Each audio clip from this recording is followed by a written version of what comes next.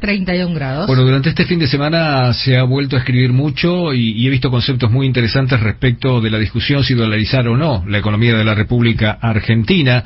Tiene un montón de aristas que vamos a hablar con Alfredo Romano. Alfredo es economista, director de la carrera de Economía Empresarial de la Facultad de Ciencias Empresariales de la Universidad Austral y presidente de Romano Group. Alfredo, un saludo muy cordial y gracias por la espera en línea. ¿Cómo están? Buen día.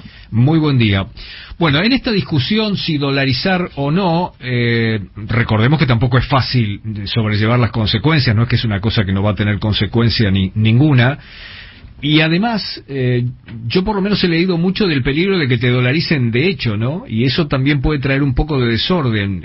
¿Se puede dolarizar la economía de la Argentina? ¿Hay recursos? ¿Dónde están? Sé que tenés algunos puntos de vista muy interesantes para escuchar. Sí, absolutamente. O sea, no bajo este gobierno, porque lo que necesitas es un plan profundo, un plan que genere mucha confianza y seguridad y que además esté planificado y que sea, digamos, no únicamente una reforma monetaria, o sea, no únicamente una dolarización, sino que también se tomen otras medidas que acompañen. Pero, lógicamente, bajo estas condiciones, con un gobierno actual en donde lamentablemente hay mucha desconfianza y donde no se creen los planes económicos, es inviable. Esperemos que en los próximos años la opción de la dolarización más reformas se ponga sobre la mesa. Alfredo, ¿cuánto se necesitaría para dolarizar y de dónde entendés que saldrían esos recursos? Sí, esto es muy importante que lo mencionan, esto que mencionás ayer. La realidad es que no hay que hablar de 2.000 o 3.000 o 4.000 a uno, que muchas veces se habla de números tirados de los pelos para iniciar la dolarización, sino que tiene que ser al revés. O sea, lo que uno tiene que considerar hoy al dólar convertibilidad, que es un dólar de alrededor de 400 pesos, que está muy cercano al dólar tarjeta, dólar Qatar, y que hoy parecería ser un tipo de cambio de equilibrio de la economía. Lógicamente, después tenemos nuestro tipo de cambio oficial, que está absolutamente regulado y es ficticio, ¿no? El casi 200 pesos de la economía argentina, todos sabemos que no es un tipo de cambio de equilibrio y que probablemente pos elecciones deje de serlo rápidamente. Entendiendo que este tiene que ser nuestro tipo de cambio, digamos, bajo un proceso de dolarización que es dinámico y que las condiciones en los próximos meses pueden cambiar, bueno, ahí necesitas entre 17 y 20 mil millones de dólares. Mi reflexión de dónde salen los dólares es la siguiente: mira, con los planes Hoja 1 y 2 se liquidaron más de 10.000, 14.000 millones de dólares, y si hubiéramos tenido un tipo de cambio libre, o sea, no hubiera habido restricciones cambiarias, probablemente el 80-90% de esos dólares hubieran ido a reserva. Sin embargo, no lo fueron, con lo cual ahí la Argentina perdió más de 8.000, 9.000 millones de dólares para reservas netas. Y nuestro país en 2 años exportó por 180.000 millones de dólares, de los cuales 21.000 millones de dólares únicamente fueron a reservas netas, y el año 2022 se exportó por 100.000 millones de dólares y solamente 6.000 millones de dólares son por reservas netas, con lo cual, cuando uno dice de dónde van a salir los dólares, la Argentina es una máquina de producir dólares. Lo que lógicamente no existe es la confianza en un programa económico distinto, disruptivo, como puede ser la dolarización, para que esos dólares se viertan en la economía. Parece que de modo inevitable, cada vez que se habla de dolarización en la Argentina, se menciona una y otra vez el caso Ecuador. ¿Cómo ves la experiencia de Ecuador? ¿Qué tan parecida podría ser la experiencia argentina? Y en todo caso te pido también, porque nosotros vivimos una experiencia en un momento determinado, que fue la convertibilidad. ¿Por qué dolarizar y no jugar con una convertibilidad, con las reformas del caso, que a lo mejor te permite un doble juego de monedas que tal vez sería más flexible por el peso, sobre todo si lo atamos a una canasta de monedas y no 1 a 1 con el dólar? Sí, bueno, son 2 preguntas. Voy a intentar empezar por atrás para adelante y con el poco tiempo. La convertibilidad, como bien decís vos, mal llamada caja de conversión, nace generalmente para estabilizar una moneda, como se logró durante varios años en la Argentina con el peso. O sea, no nacen bajo otro, digamos, ese es el nacimiento, digamos, ¿no? Pero después tiene que evolucionar. O sea, en general, una caja de conversión no dura de manera infinita, porque una vez que se estabiliza la moneda, uno, en definitiva, logra ese anclaje que en parte la economía argentina lo logró en los 90. El problema es que, como bien decís, esa flexibilidad que queda, porque en definitiva queda cierta flexibilidad que puede ser devaluar en cualquier momento, terminó sucediendo en la Argentina. En los 90 hubieron dos problemas que fueron muy graves, que terminaron condicionando ese programa. Uno fue a partir de 25 un déficit fiscal muy grande, que eso lógicamente trajo consecuencias muy negativas para la economía, y después las condiciones en el exterior cambiaron dramáticamente. Acordate lo que fue el tequilazo, después la crisis de Brasil, etcétera.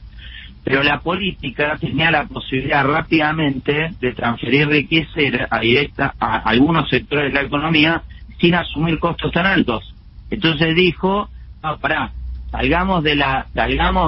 destruyamos esta propuesta económica, salgamos del 1 a 1 y transfiramos riqueza a determinados sectores de la sociedad a costa de que otros perdieron una gran cantidad de dinero. Bueno, lo que hay que buscar en la Argentina es evitar eso. O sea, por eso la dolarización es la propuesta más extrema, pero que en definitiva es la que más puede llegar a disciplinar a la política de turno, bajo una condición que no te permita que, si vos querés cambiar las condiciones rápidamente, no lo puedas hacer, porque la realidad es que un país se construye a partir de política de Estado. Por eso creo que la dolarización es más potente y debería ser probada en vez de la convertida. Y respecto a Ecuador, claro que tiene que ser un ejemplo y un caso de estudio nuestro y de toda América Latina, porque la realidad es que el año pasado Ecuador tuvo 3,7% de inflación en el 2022, es un país que tiene un salario mínimo en dólares de $450, y que, a pesar de que pasaron gobiernos populistas que tuvieron 10 años en el poder, no pudieron ir contra esa política de Estado, y hoy tienen 90% de popularidad en el país. Lógicamente habría que hacer cambios, y es únicamente una referencia, pues cada país tiene sus singularidades, pero Ecuador es un buen ejemplo para analizar, para dolarizar, sin duda. Quiero sumar a mi compañero Fernando González también a esta charla. Alfredo, Fer, por favor. Sí, Alfredo, ¿qué tal? Buen día. Y preguntarte justamente, digamos, este crecimiento del discurso pro dolarización que hay en la Argentina en estos tiempos, y sobre todo en campaña electoral. Digo, está hoy esperando el ministro de Economía, y está esperando la Argentina, si el fondo le flexibiliza la revisión del último trimestre del pasado y le da el desembolso del mes de marzo para poder mejorar un poquito las reservas del Banco Central, que están muy mal. ¿Se puede pensar en un proceso de dolarización o de anclar el peso a una moneda más fuerte con el nivel de reservas que tiene hoy el Banco Central, que sabemos que están por debajo de 4.000 millones de dólares, y que hacen que el ministro de Economía esté pidiendo casi de rodillas una flexibilidad del Fondo Monetario? No, absolutamente. Por eso te mencionaba que es inviable bajo este gobierno y bajo estas condiciones. Lo lamentable y preocupante es que, en definitiva, esta flexibilización lo único que busca es dejarte con menos reservas frente a un año, digamos, electoral, con todas las contingencias y dificultades que se presentan para adelante, ¿no? Porque en la Argentina hay muchos desequilibrios macroeconómicos, y es una pésima noticia que además te permitan tener, digamos, menos recursos, como son las reservas internacionales, para enfrentar un escenario crítico, con lo cual ya no me llama la atención. Creo que lógicamente el fondo, el único objetivo que tiene es evitar la expansión de la economía argentina. Lo que me parece que ellos no entienden, o me parece que dilatan, es que lo único que están generando es que las consecuencias de lo que, el día que todo esto se realice, o sea, el día que esto se ponga sobre la mesa, todos los desajustes estos macroeconómicos que se están llevando adelante, las consecuencias van a ser, me parece, aún peores. Con lo cual es preocupante. Creo que es una medida mala, y que creo que únicamente responde a un pedido de un gobierno de turno que tiene un capricho con un tipo de cambio, digamos, absolutamente ficticio, pero que nos ha hecho perder indefinidamente reservas internacionales para poder, digamos, afrontar escenarios de crisis como enfrentó la Argentina en el 2020-2021. Alfredo, ¿dolarizar tiene costo social? Por ejemplo, te pregunto, ¿permitiría mantener los planes sociales que hoy es prácticamente impensable poder retirarlos? Dolarizar, no dolarizar, proponer una propuesta, o sea, tener un plan económico serio y contundente va a tener costos sociales. O sea, cualquier programa en la Argentina que realmente quiera venir a resolver la inflación y que busque lograr equilibrio macroeconómico y que busque lograr que la actividad económica y sobre todo en el sector privado pueda desarrollarse en los próximos años, décadas, va a tener costos sociales. O sea, eso esperemos que la sociedad argentina entienda y esté preparada a este escenario ficticio que está viviendo nuestro país, con una tasa de interés del 120%, con una emisión de 16 puntos del PBI en 2 años, con un tipo de cambio ficticio de 190 pesos, es una irrealidad, sumado a tarifas también totalmente atrasadas, que lógicamente en algún momento se va a materializar. La pregunta es, ¿la dolarización es la mejor reforma monetaria acompañada de otras reformas, sobre todo fiscales, para poder iniciar un nuevo proceso en la Argentina sin inflación y con estabilidad prolongada en el tiempo? Y ahí yo creo que sí, es la mejor opción, porque el escenario que vamos a tener que enfrentar es muy complejo y vos necesitas rápidamente también generar algunos resultados y generar la confianza en la sociedad. Respecto a los planes sociales, yo he sido enfático que no hay que eliminarlos, porque los planes sociales se transformaron en una política de Estado en la Argentina. El kirchnerismo, digamos, es una de las banderas de ellos que se construyó en estos 20 años, y por eso no se pueden eliminar. Si vos lo quisieras eliminar el año que viene, probablemente tendríamos un estallido social como en el 2001, o un agravamiento en la calle, digamos, de conflictividad social extremadamente alto. Lo que hay que hacer con los planes sociales es entender que no se va a dar absolutamente ninguno más y que además no se van a actualizar en el tiempo.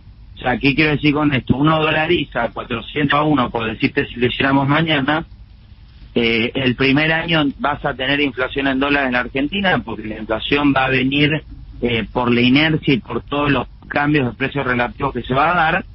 Entonces, ¿qué quiere decir eso? Que con los años, si vos no actualizás esos valores en el tiempo, terminás, digamos, generándole un menor costo al Estado.